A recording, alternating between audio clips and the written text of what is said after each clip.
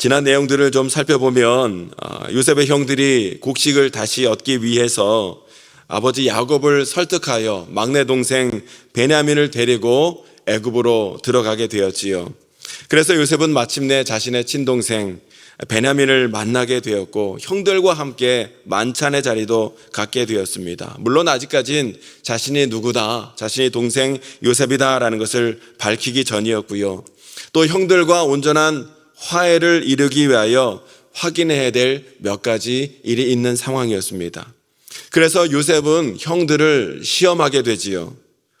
모든 형제들이 이제 곡식을 사서 자기 고향집으로 돌아가게 될 때에 베냐민의 곡식 자루에 총리의 은잔을 몰래 넣어두어라, 그렇게 조치를 했는데 형제들이 집 고향으로 돌아가는 도중에 없어진 총리의 잔이 발견되어서 형제들은 꼼짝없이 애굽으로 다시 소환될 수밖에 없었어요. 요셉은 지금 형들을 시험하고 있는 중이었습니다. 그 옛날 형들이 자기에게 그랬던 것처럼 지금 이 상황 가운데 막내 동생 베냐민이 어려움을 당하게 된 이 상황 가운데 형들이 어떻게 하는지, 동네 막내 동생이 어떻게 되든 말든 상관없이 그저 자기 목숨만 부지하기 위하여 혈안이 되어 있는지, 아니면 그들에게 어떠한 변화가 있는지 알아보기 위해 지금 형들을 시험하고 있는 것을 보게 되지요. 그런데요, 놀랍게도 이때 유다가 동생 베냐민을 구하기 위해서 나서서 말하기를, 16절 하반절에 보니까 하나님이 종들의 죄악을 찾아내셨으니 우리와 이 잔이 발견된 자가 다 내 주의 노예가 되겠나이다 하고 말하고 있는 것을 보게 됩니다. 이 잔이 발견된 베냐민뿐만 아니라 우리 형제들도 모두 당신의 노예가 되겠다는 거예요. 옛날 같았으면 어땠습니까? 이 잔이 베냐민에게서 발견됐으니 베냐민만 노예로 삼으시고 잘못 없는 우리 형제들은 다 풀어주시고 고향으로 갈 수 있도록 조치해 주십시오, 이렇게 얘기를 했을 터인데 지금 전혀 그렇게 말하고 있지 않고 베냐민에게만 책임을 떠넘기지 아니하고 다 함께 책임을 지려고 하는 형제들의 모습을 우리가 먼저 보게 되는 거예요. 1차 시험은 일단 합격인 것을 보게 되지요. 그런데 요셉의 시험은 이것으로 끝난 게 아니었죠. 한 가지 더 시험거리가 남아 있었습니다. 총리 요셉은요, 뭐라고 말을 하고 있냐면 은잔이 발견된 베냐민만 애굽의 노예로 남고 나머지 형들은 다 고향으로 돌아가라는 것이었어요. 그런데 너무나 감사한 것은 오늘 우리는 이 형제들의 모습 가운데, 이러한 시험을 풀어내는 형제들의 모습 가운데 변화되고 회개되어지고 뭔가 달라진 형제들의 모습을 유다를 중심으로 발견하게 되더라는 거예요. 18절 이하의 말씀을 보니까 이때 유다가 총리 요셉에게 말을 하지요. 막내 동생 베냐민을 데리고 가지 아니하면 고향에 있는 우리 아버지 야곱이 시리에 빠져 돌아가시게 될지도 모른다는 거예요.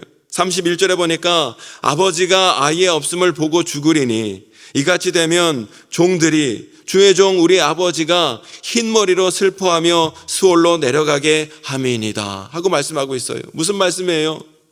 막내 베냐민은 아버지 야곱에게 너무나 소중한 존재로서 아버지의 생명과 막내 베냐민의 생명은 하나로 묶여있기 때문에 만약에 막내 동생이 고향으로 돌아가지 못한다면 연로하신 우리 아버지는 큰 상처 충격받으시고 돌아가실 수도 있기 때문에 반드시 막내 베냐민은 고향으로 돌아가야 된다는 거예요. 오늘 이러한 유다의 모습은 더 이상 옛날의 그 모습이 아니었습니다. 어린 동생 요셉을 시기하여 죽이려 했고 모함했고 또 장사꾼에게 노예로 팔아넘겼던 그런 형제들의 모습은 더 이상 아니었다라는 거예요. 유다는 지금 아버지를 생각하고 있고 동생을 생각하고 있고 가족을 지금 생각하는 너무나 귀하고 아름다운 모습을 보이고 있더라는 것이죠. 그래서 유다는요 33절에 이렇게 말하고 있어요. 이제 주의 종으로 그 아이를 대신하여 머물러 있어 내 주의 종이 되게 하시고 그 아이는 그의 형제들과 함께 올려 보내소서. 나를 노예로 삼으시고 베냐민과 다른 형제들은 집으로 갈 수 있도록 그렇게 선처를 해달라는 거예요. 유다는 지금 자기의 목숨보다 아버지를 더 걱정하고 있고 다른 형제들과 이 막내 동생을 걱정하며 생각하고 있더라는 거예요. 자기가 죽을지언정, 내가 노예로 잡힐지언정, 베냐민이 못 돌아감으로 인하여 아버지 마음에 고통을 주고 아버지가 돌아가실 수 있도록 결코 그렇게 할 수 없더라는 것이죠. 예전과 너무나 달라진 유다의 모습을 보게 되지요. 하나님은 아브라함과 이삭과 야곱을 믿음의 조상으로 세워주셔서 또 야곱에게 12 아들을 낳게 하심으로 12지파의 조상이 되게 하셨지요. 그런데 야곱이 낳은 12 아들의 면면을 잘 살펴보면 애굽의 노예로 팔려갔던 요셉을 제외하고는 그동안 제대로 된 변변한 아들이 하나도 없었던 것을 보게 되지요. 그런데 이제 보니 형제들이 그리고 유다가 놀랍게 지금 변화되어 있더라는 거예요. 이전에 유다는요, 어떤 사람이었어요? 아버지를 떠나고 가족을 떠나서 제 멋대로 살고자 했던 사람이었어요. 가족 공동체, 믿음의 공동체를 떠나서 제 멋대로 살다가 2 아들도 잃어버리고 며느리 다말과의 부적절한 관계를 통하여 겨우 대를 이어갔던 삶을 살았던 것이 유다였던 것을 보게 되지요.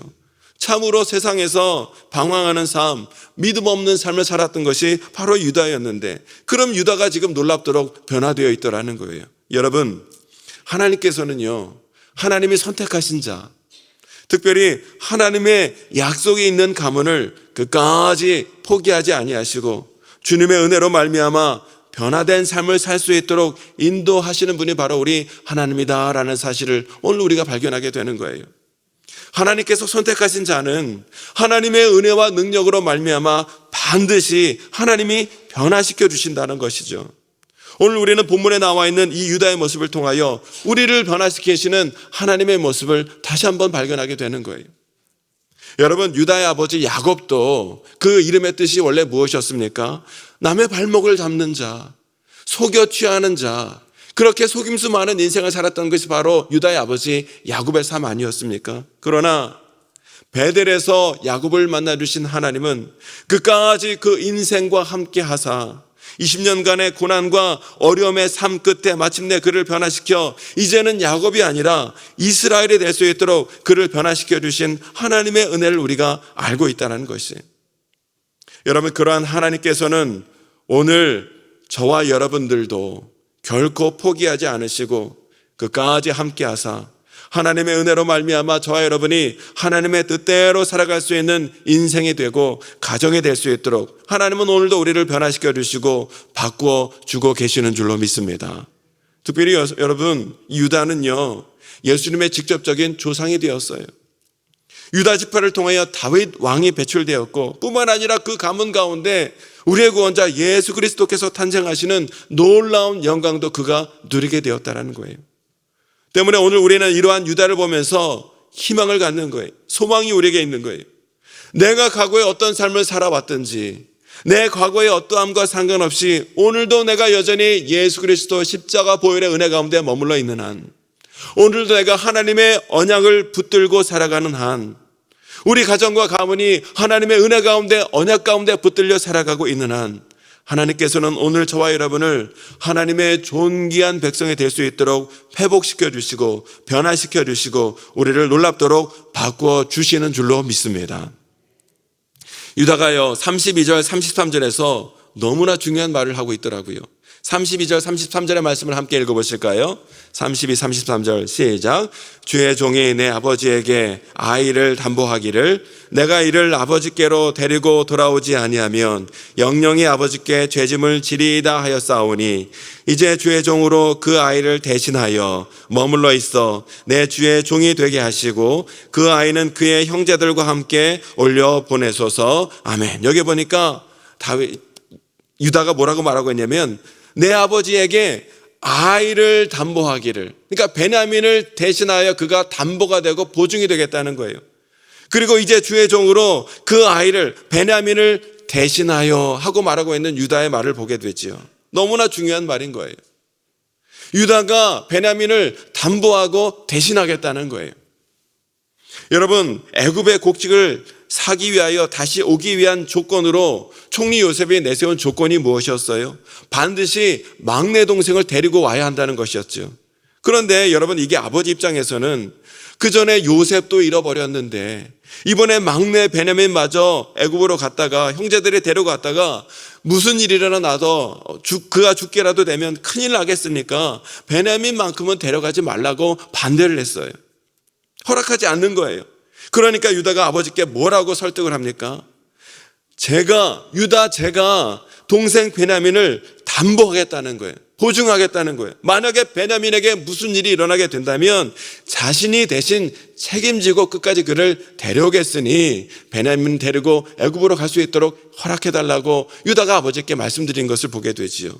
그렇게 하고 베냐민을 애굽으로 데려왔는데 돌아가는 도중에 여러분 이 베냐민의 곡식 자루에서 총리의 은잔이 발견되는 바람에 베냐민은 지금 꼼짝없이 애굽의 노예로 남고 형들은 집으로 추방되는 상황이 발생하게 되었으니 여러분 유다가 애굽 총리에게 때문에 여러분 간절히 간청하기를 자신이 막내 동생에 대하여 아버지께 담보를 하였으니 자신을 막내 동생 대신하여 노예로 삼으시고 우리 막내 동생만큼은 다른 형들과 함께 집으로 돌아갈 수 있도록 선처를 해달라고 지금 간청하고 있는 거예요.